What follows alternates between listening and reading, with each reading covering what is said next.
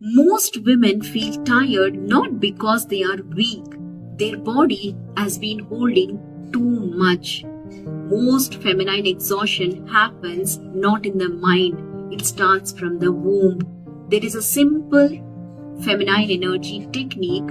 Just uncross your arms, relax your shoulders and jaw, and place one of your hands on your lower belly and just say silently, I am safe, because feminine energy responds only to safety. Once the womb softens and feels safe, the entire body feels and gets the power back.